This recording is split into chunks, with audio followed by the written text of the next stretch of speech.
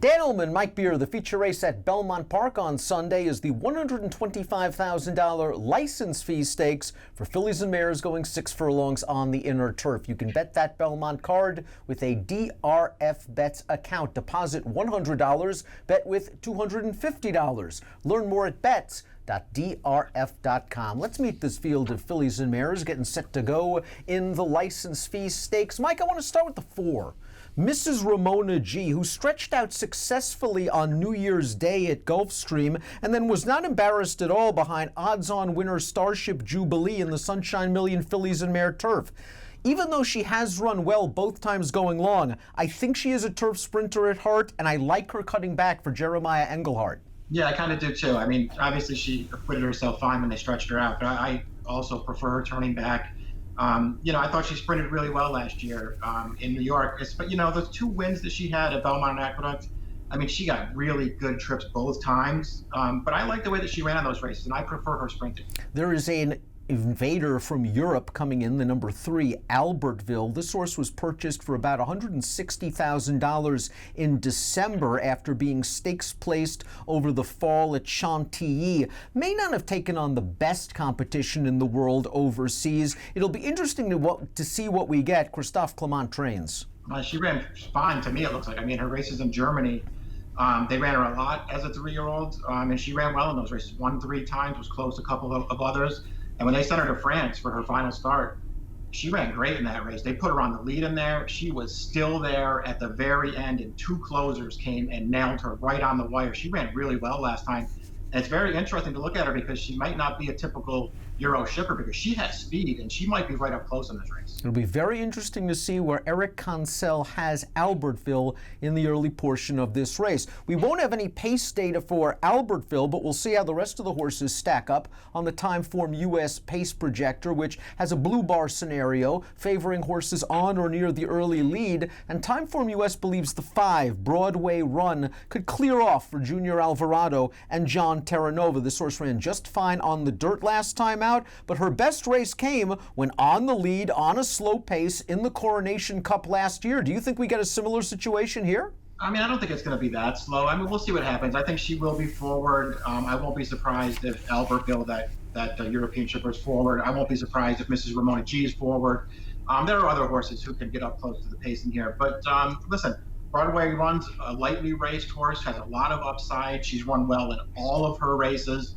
I mean, it would be the least surprising thing in the world to see her take a step forward as a 4-year-old. Let's talk about a couple of the Colts Neck stable-owned horses. The 1, Goldwood, finished 3rd in the Captiva Island State in her 1 and only start this year, and she was flattered. That runner-up Morticia is a really rock-solid filly and mare turf sprinter. She came right back to win the Giants Causeway at Keeneland with a 91 Beyer speed figure. The 4th horse of the Captiva Island also came back to win. I think Goldwood could work out a nice trip saving ground behind the lead.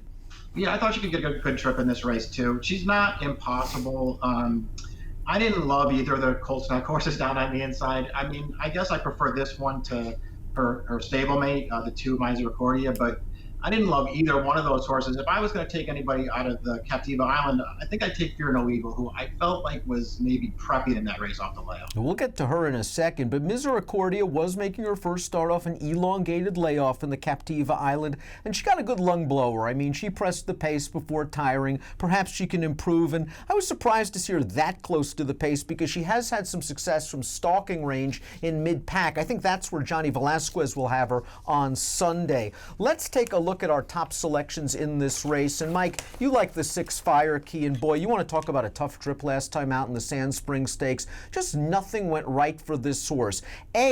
They sprang the latch at the absolute wrong time when she wasn't looking, and she missed the break by about 2 lengths. Then they just had a glacial pace up front, and she tried to rally from last. Then she was in behind horses turning into the stretch and had to ease out for traffic, and really didn't get any kind of clear running room until late. All in all, she rallied, and that's not even her best distance. Yeah, that's the thing. I mean, they stretched her out for her last 3 starts.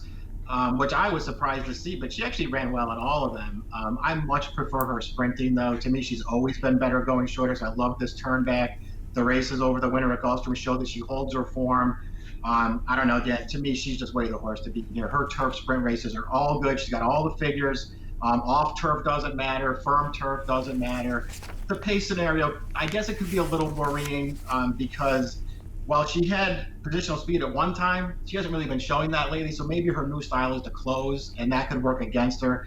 I just think she might be better than these horses. I think you said a mouthful. I mean, she ran so well at Gulfstream. She's getting back to doing what she wants. She might get yielding turf. She might simply be the best horse in this race and is a must-use for me in multiple race wagers. Let's talk about Fear No Evil now. It just kind of looked like they ran her around the track in the Captiva Island to keep her fit in that race. She was just saved ground. She kind of just never got off the rail. She finished evenly. They let her gallop out on her own. And getting back to this surface, I think, is going to help her because she gave Firekey a bit of a fight in the Floral Park and the Sensible Lady. Firekey was just better than her on those two examples, but she has more tactical speed, I think, than Firekey. Maybe she gets the jump this time and holds her off. Yeah, I think it's certainly possible. She got really good last year. She really improved as a 4-year-old. And again, I'm with you on the Captiva Island. I just felt like after I watched it back that they might have just been giving her a race there. They didn't seem like they were trying too hard. Might have set her up really well for this. Give me numbers.